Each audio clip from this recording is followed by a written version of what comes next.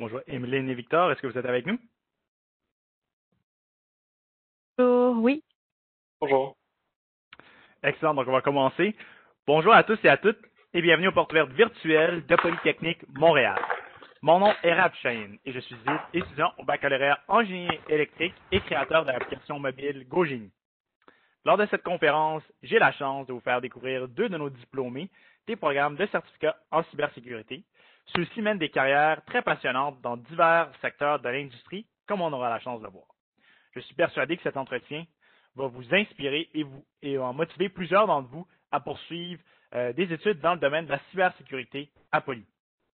Je pense que leur témoignage va également vous donner des exemples concrets de qu'est-ce qu'un diplômé en cybersécurité peut être amené à faire afin de contribuer à changer le monde au quotidien.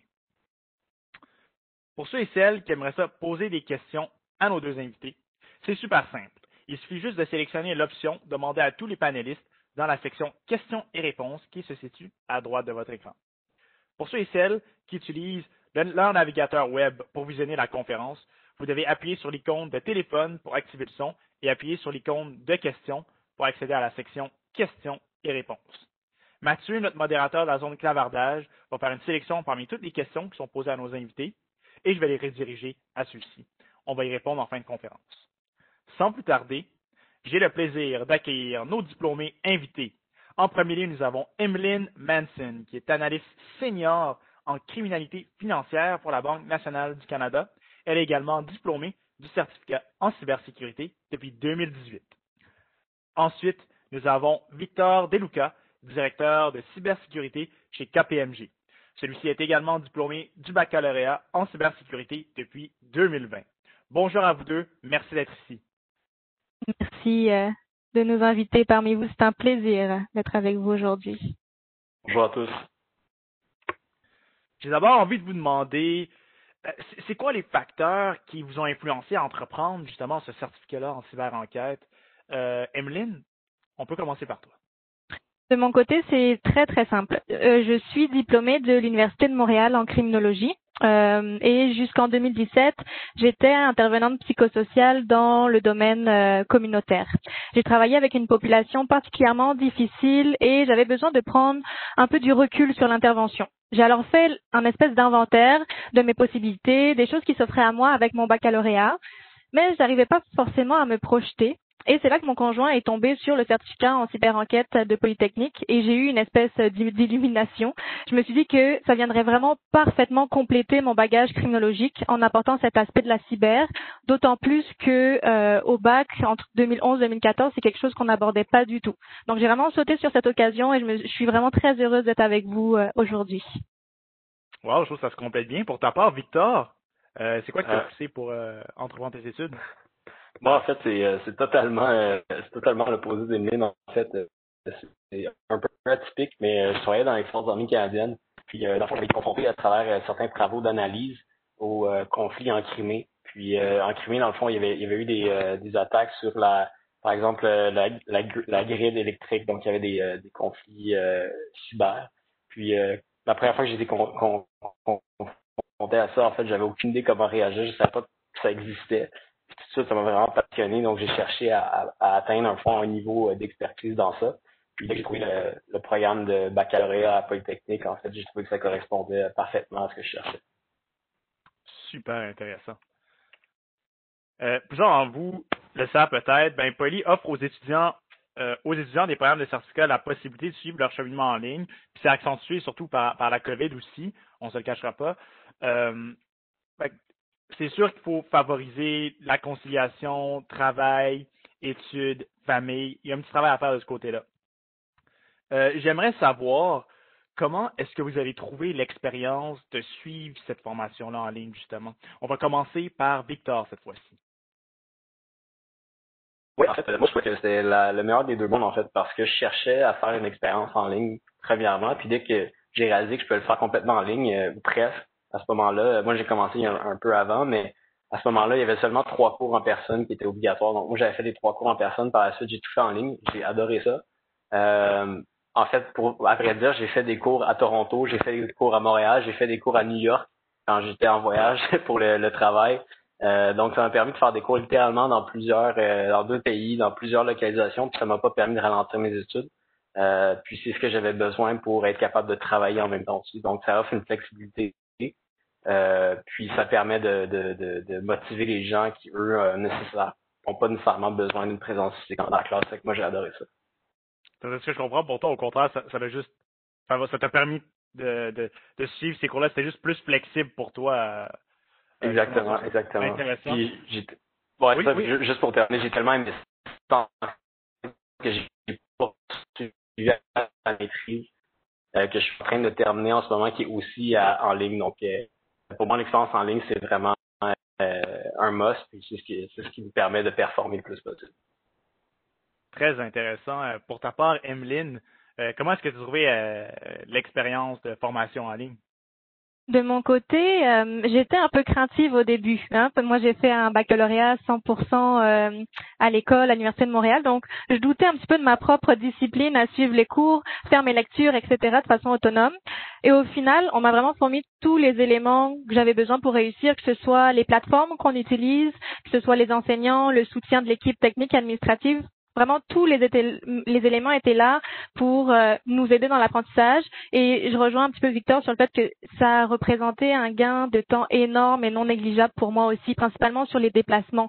Donc, c'est vraiment un gros plus. Puis, j'ajouterais aussi le fait que la plupart des cours sont enregistrés. Et ça, je trouve que c'est vraiment génial parce que ça se peut que un soir, on ait une autre obligation, mais on veut absolument quand même pouvoir réécouter la matière, ou même on a écouté la matière en live, mais on n'a pas bien assimilé un concept. Donc le fait que ce soit enregistré, ça permet de le réécouter plus tard, et ça c'est vraiment super. Donc vraiment tout était à ma disposition pour élargir ma vision de la criminalité, mes possibilités de carrière et surtout mon réseau, en tissant des liens qui sont encore aujourd'hui durables.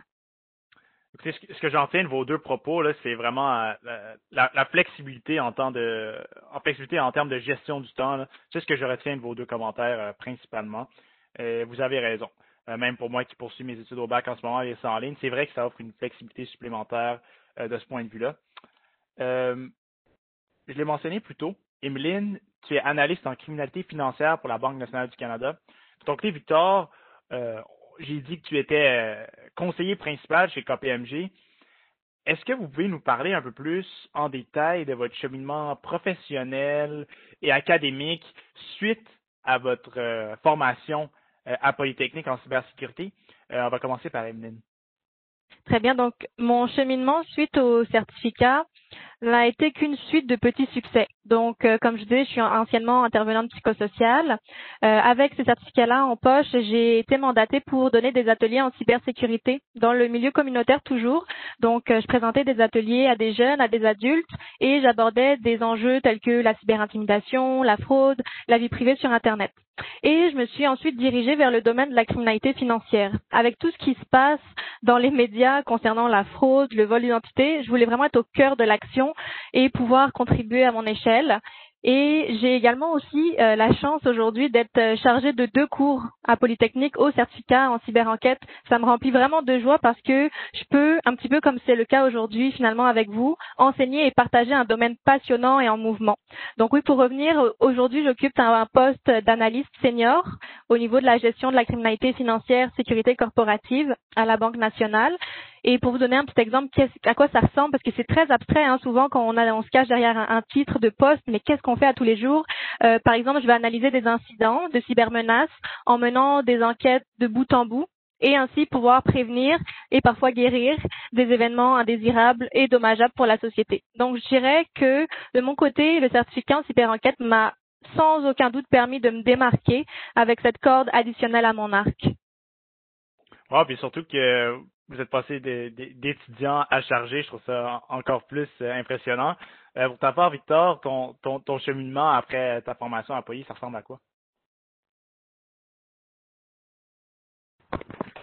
Ça m'a permis de jamais arrêter de travailler en fait. Donc j'ai terminé mon bac et j'avais travaillé du début à la fin. Donc j'ai eu la graduation en 2020. Puis je suis déjà dans un poste de directeur. Donc ça m'a permis d'avoir comme 5 ans d'expérience parce que je travaillais en même temps d'étudier. C'était une flexibilité qui était assez incroyable. Mon cheminement personnel dans le fond et professionnel a toujours toujours été en cyberdéfense et en cybersécurité. Au début, dans le fond, je conseillais des bonnes pratiques en cyberdéfense au niveau de la sécurité offensive aussi. Puis de fil en aiguille, j'ai commencé à travailler sur des mandats aussi de criminalité financière, donc pour assister à la protection des renseignements personnels des gens, puis dans le cas d'une enquête aussi, qu'est-ce qu'on peut faire, comment est-ce qu'on peut répondre. Donc, ça m'a vraiment amené aussi une pluridisciplinarité où je suis capable d'intervenir sur des mandats de gouvernance en cybersécurité, sur des mandats de sécurité offensive, sur des mandats de cyber-enquête comme forensic aussi.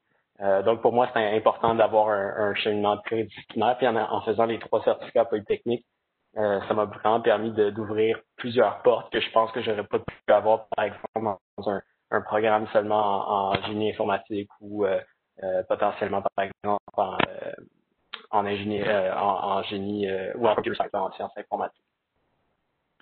Moi, ce que je retiens, c'est que vous avez justement, en fait, la cybersécurité, ça élargit énormément vos opportunités d'emploi, ce que je trouve absolument, en fait, c'est vraiment cool. Pour terminer, j'ai le goût de demander, dans le fond, est-ce que vous avez un conseil à donner à des étudiants qui songent à entreprendre un programme de certificat, mais qui sont incertains? Dans le fond, c'est, Emeline, quel conseil tu pourrais donner à un étudiant qui songe à ce choix-là, mais qui est un peu incertain? Moi, de mon côté, je vous donnerai le conseil suivant, qui est, personnellement, je dirais que c'est pas le diplôme qui compte réellement, mais ce qu'on en fait.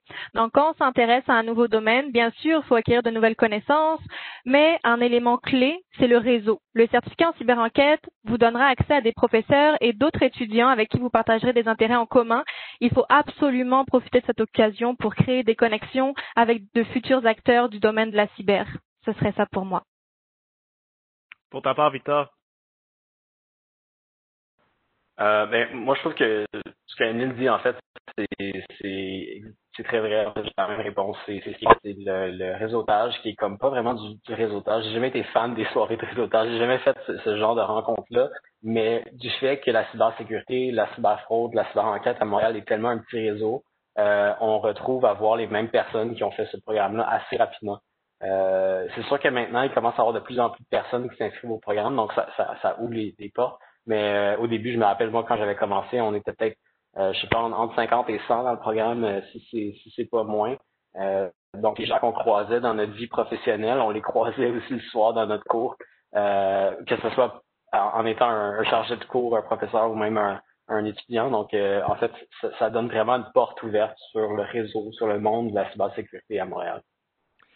Vous avez des parcours très variés, mais je vois beaucoup de résonance entre vos deux discours, ce que je trouve assez impressionnant. J'aimerais ça vous remercier pour vos 2 témoignages. Je pense que ça éclaircit beaucoup, beaucoup de zones obscures. Nous allons maintenant prendre quelques questions du public. Nous allons commencer par la question de Andrea. Dans le fond, sa question est la suivante. J'ai 2 enfants et un emploi et je songe à faire un retour aux études. Comment est-ce que vous avez trouvé la conciliation travail-études? On peut commencer par Emeline. Bon, de mon côté, c'est certain que je n'ai pas d'enfants à mon actif pour le moment et je comprends la charge de travail avec l'emploi et tout. Moi, le point que je mettrais de l'avant, c'est, comme j'ai mentionné tout à l'heure, le fait que les cours soient enregistrés. Donc, même s'il y a un soir où est-ce que c'est un petit peu plus compliqué de concilier le tout, les cours sont enregistrés, puis on peut le réécouter le lendemain matin ou même un petit peu plus tard le soir. Donc, je miserais vraiment là-dessus et j'encourage à 100% les gens qui sont en réorientation de carrière et je trouve que la formule du certificat est parfaite pour une réorientation de carrière. Super. Victor, est-ce que tu aurais quelque chose à rajouter là-dessus? Ouais, juste assez rapidement, c'est tellement flexible en fait que j'ai pas d'enfants à charge personnellement moi non plus, donc je peux pas commenter, je sais pas exactement ça représente quoi. Mais je sais qu'avec un cours, par exemple, si on réduit notre charge de cours à un cours, puis qu'on le fait à notre rythme, une fois que c'est enregistré, je suis sûr que c'est négociable. Absolument. Donc, une belle flexibilité que ce programme-là offre. Nous avons une question d'Agnès. Quelles sont les perspectives de carrière dans le domaine de la cybersécurité? Est-ce qu'on peut travailler dans divers secteurs? Victor, veux-tu commencer? Oui, honnêtement, juste la cybersécurité en soi, c'est plus un domaine dans un sous-domaine, que ce soit au niveau de la gouvernance, que ce soit de la gestion des ressources, de la gestion de projets, de la création d'outils. Donc, il y a des développeurs qui sont spécialisés en cybersécurité. il y a des sysadmins, donc des administrateurs de système qui sont spécialisés en cybersécurité, qu'on appelle maintenant des DevOps. Il y a plusieurs en fait métiers qui se rattachent à la cybersécurité. Je pense que chaque métier maintenant qui touche aux technologies a une espèce de sous-spécialité en cybersécurité, qu'on soit avocat, qu'on soit ingénieur, qu'on fasse du marketing. En fait, je pense que toutes les personnes qui travaillent avec la technologie de proche ou de loin, on bénéficierait d'avoir un impact ou un conseiller en cybersécurité proche d'eux. Tu as entièrement raison. Pour ma part, je suis étudiant en génie électrique, puis je suis amené à programmer souvent, que ce soit des sites web, des applications, puis même j'ai pas fait de diplôme en cybersécurité, ben on est constamment confronté à ces enjeux-là, puis c'est sûr que avoir ce certificat-là, c'est sûr que ce serait un atout. Pour ta part, Emeline, est-ce que tu as quelque chose à rajouter sur les perspectives de carrière que Victor a mentionné? Je suis 100% d'accord avec Victor aussi, que ce soit au niveau de la gestion du risque, mais même à l'intérieur de la gestion du risque et au niveau de la cyber, il y a la gestion du risque au niveau humain, au niveau des machines, au niveau des technologies. C'est très large. Fait qu'il faut simplement voir où est-ce qu'on est le plus à l'aise, ce qu'on aime le mieux, mais les possibilités sont vastes, vraiment. Merci pour ta réponse. On va poursuivre avec une question qui nous provient de Rémi. Est-ce que c'est possible pour un étudiant de suivre un programme de cybersécurité, même s'il n'a pas de cursus académique en cybersécurité? Je pense que Emeline, tu es bien placée pour répondre à cette question. On va commencer par toi. Donc, je dirais oui, c'est tout à fait possible, mais je pense que Victor aussi est très bien placé pour le faire. Moi, j'ai fait uniquement un certificat, mais Victor, de ton côté, tu as fait les 3 certificats, ce qui t'a donné un bac par cumul. Donc, je te laisse la parole là-dessus parce que je pense que c'est là qu'on peut aller chercher vraiment beaucoup, beaucoup de valeur aussi.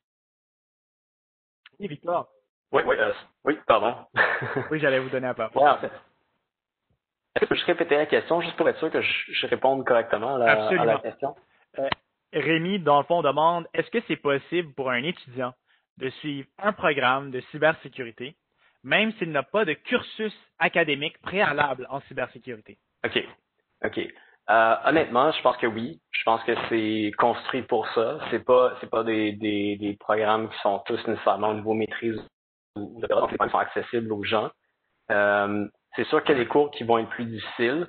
Donc, les cours de programmation, par exemple, vont clairement être plus difficiles. Ou le cours, par exemple, de système d'exploitation. Oui, c'est des cours qui vont tomber un peu plus dans le niveau technique informatique. Mais c'est pas inaccessible à des gens parce que moi je l'ai fait. En fait, moi j'avais pas un cursus d'ingénieur informatique. J'ai commencé en fait l'université en faisant ça. Donc les gens qui ont 17, 18, 19 ans, comme aussi les gens qui ont 40, 50, 60 ans qui n'ont pas nécessairement l'expérience préalable, peuvent s'instruire, peuvent débuter avec ça, puis ils peuvent réussir aussi. Là, moi je l'ai fait, je pense que c'est pas inaccessible. Je pense que c'est accessible à tout le monde. Je pense que Rémi est bien outillé après vos réponses. On va poursuivre avec la question de Lionel. C'est une question adressée à Victor. Justement, quelle est la différence entre les 3 certificats offerts à Poly dans le domaine de la cybersécurité? OK. Donc, les 3, il y a cybersécurité des réseaux informatiques. Donc, celui-là, je dirais, est un peu plus hands-on, technique, main sur le clavier. Donc, touche un peu à la gouvernance de la cybersécurité, mais touche beaucoup aussi à tout ce qui est architecture de réseau, système d'exploitation. Il y a un cours de programmation aussi que j'ai fait. Donc, il y a des cours qui ressemblent un peu au génie informatique, mais avec une saveur cybersécurité. Ce qui est cyberfraude, généralement, on touche exactement comme ça dit la fraude, mais tout ce qui est dans le monde informatique. Donc, des cours, par exemple, de traitement de données en relation avec la fraude. Donc, aussi les cours d'introduction à la cyberfraude. Qu'est-ce que c'est? Comment ça se passe? Comment est-ce qu'on blanchit de l'argent en ligne, par exemple? Ça, c'est des sujets qui sont abordés. Puis le dernier qui est cyber-enquête. Ça touche beaucoup aux enquêtes, donc les enquêtes que, par exemple, les sections informatiques des policiers ou SPVM peuvent faire. Donc, tout ce qui est, par exemple, enquête en forensique, là, donc analyse des disques durs, analyse des preuves technologiques, donc ce genre de choses-là. Merci pour cette distinction, c'est très clair. Nous en sommes déjà arrivés à la fin de la conférence.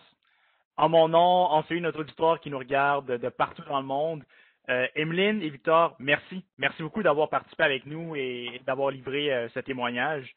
Pour ceux et celles qui aimeraient en savoir plus sur les caractéristiques des programmes de certificats offerts à Polytechnique, je vous rappelle que nos exposants vont demeurer en ligne jusqu'à 16 heures aujourd'hui pour répondre à vos questions. Notez que vous pouvez visiter notre site web en tout temps pour les futurs étudiants au www.polymtl.ca/futur-certificat. Merci à tous pour votre participation et passez une excellente journée.